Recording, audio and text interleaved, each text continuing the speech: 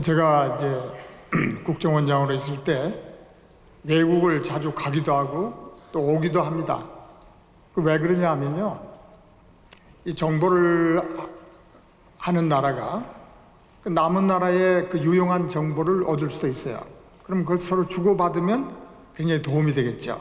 뭐 그런 점도 있고, 또 국가 간의 외교도 해야 되고, 보이지 않는 외교를 많이 합니다. 그래서 저희들이 이제 선진국도 가서 미국이라든지 중국, 일본, 러시아 이런 큰 나라들과도 교류를 하지만은 중후진국 정보기관장들하고도 많이 만나요. 가기도 하고. 그래서 제가 이제 다니면서 늘 질문을 받습니다. 근데 한국, 당신들 말이지, 전 세계에서 최빈국이 어떻게 그렇게 짧은 기간에 이렇게 가장 경제 성장이 되고 산업화가 되고 민주화 국가를 만들었냐? 우리가 한때요, 일정한 기간 동안 전 세계 인류 역사상 없는 경제 성장을 했어요. 연평균 9.3%. 그런 일이 우리 한국에는 없었어요, 과거에. 그래서 저희들이 뭐 평소에 우리 한국의 그 발전한 원인에 대해서 공직자니까 많이 우리들 알고 생각하고 있지만은 다시 한번 진지하게 조사를 해봐야겠다. 그래서 연구를 하고 밑에 지시도 하고 해서 종합을 해봤습니다. 그 미국 하버드 대학의 베로 교수라는 사람이 있어요. 로버트 베로. 이 사람이 2차 대전 후에 독립한 나라가 한 56개국 있었던 모양입니다. 그 나라 중에 정말 산업화와 민주화를 달성한 나라가 어느 나라냐? 이게 뽑아봤어요. 뽑아보니까 3나라가 나왔어요. 대만하고 싱가포르하고 한국이 나왔단 말입니다. 이 3나라의 공통점이 뭐냐? 그 양반은 학자니까 뭐라고 말하냐면 독재를 했다. 독재를 했는데 깨끗한 독재를 했다. 이거 이 사람의 그 장점으로 들은 거예요. 그러니까 여러분, 독재는 훌륭한 리더로서 깨끗하고 이렇게 나라를 잘 통치하면 굉장히 효율이 있습니다. 그 효율이 있는데 일정한 기간 동안 효율이 있어요.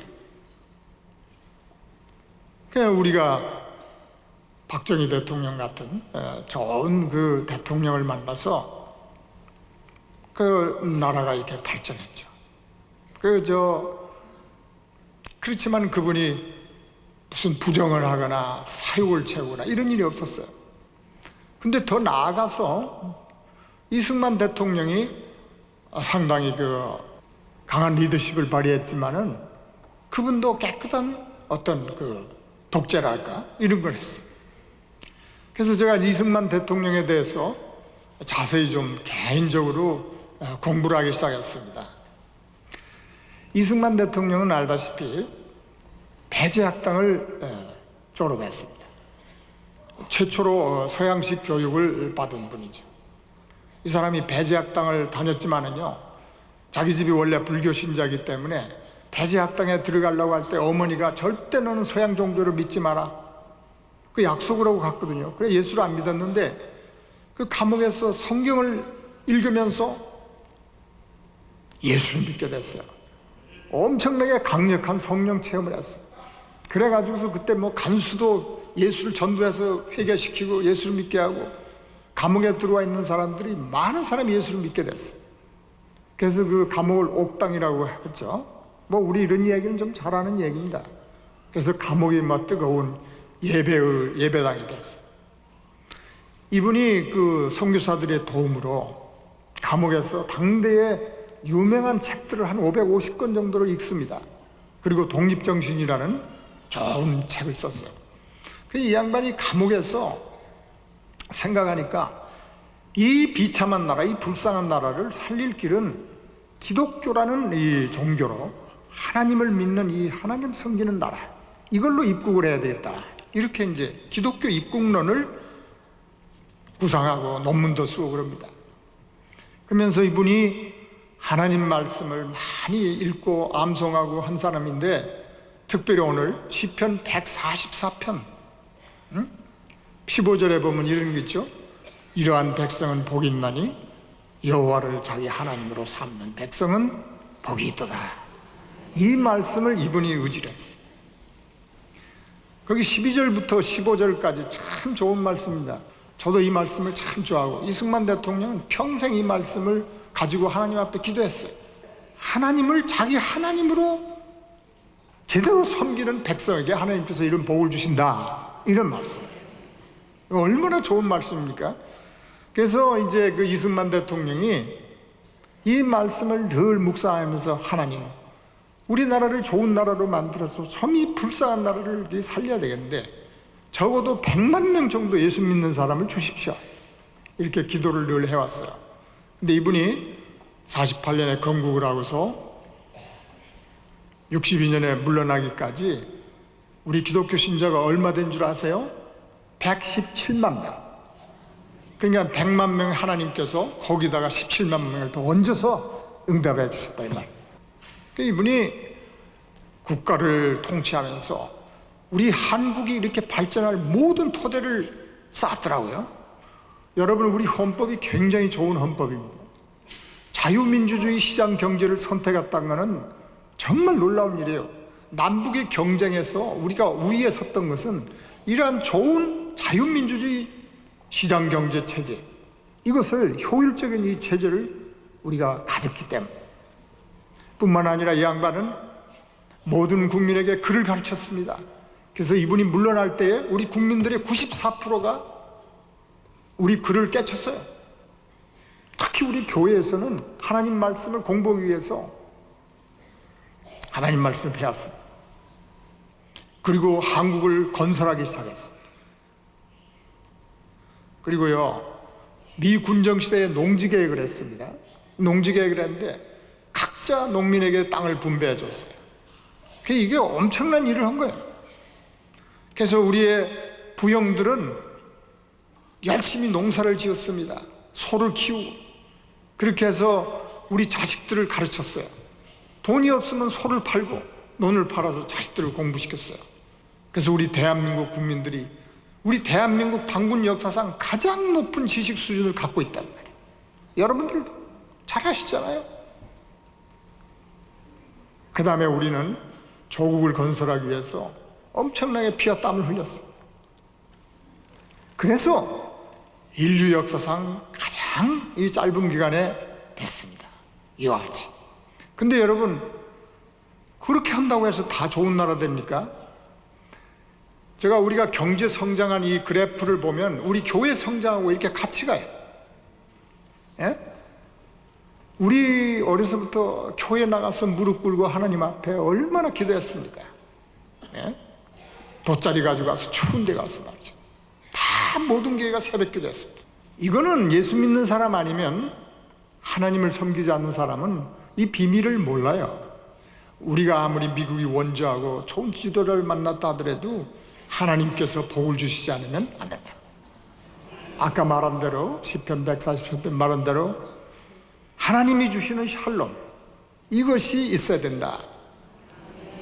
이 샬롬이라는 것은 여러분 잘 아시다시피 우리의 건강이라든지 물질생활, 그 다음에 신앙생활, 그 다음에 법질서라든지 사회적인 법질서요, 그 다음에 사회관계, 갈등이 없는 사회관계, 평화로운 사회관계, 그 다음에 국제관계, 국제적으로 전쟁이 없고 서로 잘 지내는 그런 등 인간 삶의 모든 면에서 잘 되어가고 안정되고 평화로워서 행복한 상태를 샬롬이라고 그래요.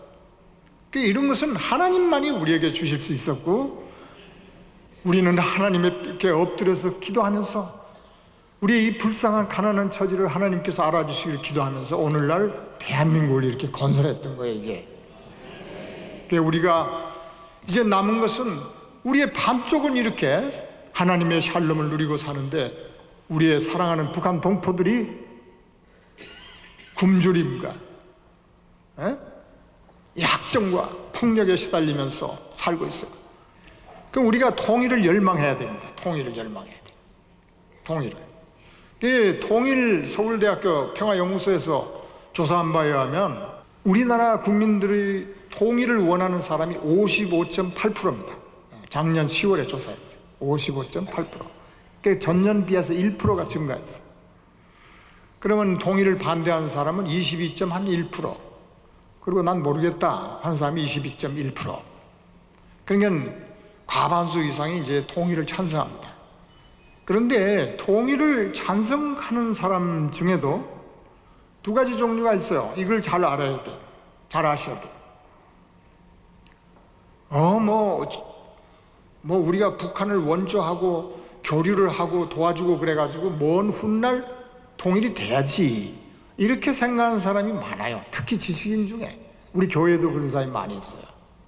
그리고 더 많은 숫자지만은 특히 젊은 층에서 빨리 통일이 돼야 된다. 네, 우리가 선진국으로 도약하기 위해서, 그리고 우리가 전쟁의 위협을 막기 위해서 빨리 그렇게 해야 된다. 그러니까 통일을 원하지만은 그 중에 빨리 원하느냐, 천천히 원하느냐, 여건이 성숙되면 원하느냐, 이게 차이가 또 있단 말이에요. 근데 저는 빨리 통일이 돼야 된다 이렇게 생각합니다. 모든 여건으로 봐서.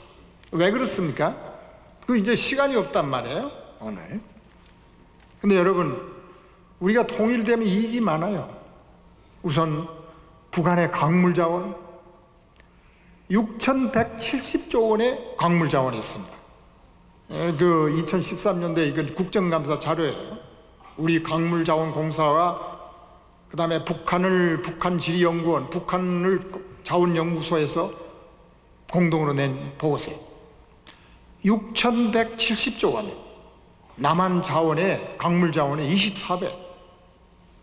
이것이 자꾸 중국의 장기 임대로 팔린단 말이에요. 그럼 다 파먹어버리고 나중에 껍데기만 남으면 그때 통일하면 되겠습니까? 그 다음에 우리가 국방비를 절감할 수 있어요. 그 다음에 우리가 모든 국민들이 개병제, 지금 개병제죠. 모든 국민이 다 군대를 가야 돼요, 젊은이는. 그런데 그렇게 되면, 통일이 되면 모병제를 해서 계속 학문을 연구할 사람은 젊었을 때 더 연구를 하고, 우리의 젊은 에너지를 조국 건설과 국가 발전에 쓸 수 있어요. 북한의 토지가 13만 평방킬로미터입니다, 북한 땅이. 근데 제가 이건 참 연구를 많이 한 분야예요. 근데 이 북한 땅을 남북이 갈리면서 북한이 전부 다 이걸 토지 문서를 다 없애버렸어요. 그러니까 북한 땅은 지금 국유화나 공유화가 돼 있죠, 집단 농장 소유로. 근데 이것을 통일이 되면 이 토지를 국유화로 그대로 유지하는 게 매우 중요하다, 그렇게 생각합니다. 왜 그러냐? 여러분, 우리 남한이 지금 비교를 해보면 알아요. 우리가 땅을 개인 소유를 많이 가지고 있기 때문에 이게 땅값이 오르니까 땅에서 모든 걸 생산하는데 공장도 생산 가격도 오르고 집값도 오르고, 그래서 우리 젊은이들이 월급을 타서 집을 살려도 살 수가 없어요. 집값이 자꾸 올라가니까. 근데 만약에 북한의 그 땅 전부가 국유화가 돼가지고서 우리가 이제 통일이 됐을 때 그걸 쫙 싸게 디자인해가지고서 공장 세우고 집 짓고 아주 효율적으로 이용할 수 있고, 그리고 이제 국가는 그 땅을 임대를 해서 임대 수익으로 그 땅값을 갚아가면 돼요. 땅 소유자에게 땅은 보상을 해줘야 되잖아요, 정당한 가격으로. 좋은 방법이 있어요. 우리 농지계에 갔던 방법으로 하면 돼요. 다 방법이 있단 말이에요. 근데 이런 거는 인류 역사상 해본 일이 없어요. 근데 이건 가능한 방법. 그렇게 하면 북한의 땅값이 거의 국유지니까 뭐 없죠. 마음대로 도로 놓고 공장 세우고 아주. 그러니까 독일은 갑자기 통일이 와가지고서 동독의 땅을 개인적으로 가진 그 개인 땅들은 막 값이 막 1000배로 이렇게 오르고, 그러니까 생산적으로 동독을 토지를 이용할 수가 없었어요. 우리는 이것을 반드시 준비를 해서 통일이 되기 전에 다 준비를 해놔야 돼요. 우리가 기도만 해서는 안 돼요. 우리가 엄청나게 강대국이 될 수 있는 기회를 가지고 있다 이 말이에요. 근데 이걸 빨리 해야 된다 이 말이에요. 근데 통일을 반대하는 사람들은 왜 통일을 반대하는가? 통일 비용이 많이 든다는 겁니다. 독일이 통일 비용이 엄청나게 많이 들었어요. 왜냐하면 갑자기 통일이 준비 없이 와놓으니까 동독 서독하고 화폐를 1대1로 그냥 교환되도록 해가지고 비용이 엄청나게 들어버렸어. 그러니까 우리나라도 통일이 되면 독일로 보아서 엄청난 비용이 들 거다 이렇게 생각하는 사람이 많이 있어요. 그래갖고 통일을 반대하는데 실은 김성욱 기자라고 리버티 헤럴드 기자가 있어요. 아주 그 양반은 통일에 대해서 굉장히 연구해요. 제가 그제도 좀 통화를 했어요. 근데 이 양반은 통일 비용을 3단계로 나눠서 얼마 안 된다는 거예요. 우선 북한 주민을 먹여 살리는 데는 기아를 해결하는 데는 돈 얼마 안 됩니다. 우리가 지금 북한에 과거에 우리 정부가 1년에 한 140억 정도는 140억 원 정도는 늘 지원했거든요. 비료 30만 톤 주면 쌀 곡물 60만 톤 주는 거와 마찬가지예요. 그 다음에 식량도 우리가 30만 톤 줬습니다. 그럼 몇 개월분, 3, 4개월분 식량이 되거든요. 그거 얼마 안 들어요. 그 다음에 우리가 고깃국하고 쌀밥을 먹이려면 우리 GDP의 1% 정도 들면 됩니다. 얼마 안 돼. 그 다음에 우리가 정말 북한에 투자를 해서 인프라를 구축하고 좋은 공장을 짓고 하는데 한 176조 원 정도 듭니다. 그러면 거기서 생산되는 이익이 240조 원이라는 거예요. 계산을 해보니까. 그럼 우리가 엄청 남는 장사 아니겠어요? 통일을 해야 돼요. 좀 우리가 이렇게 합리적으로 접근할 필요가 있다. 이것을 교회가 알리고 우리 교회들에게 알리고 그래서 이 통일을 열망하는 사람들이 많아야 된다 이 말이에요.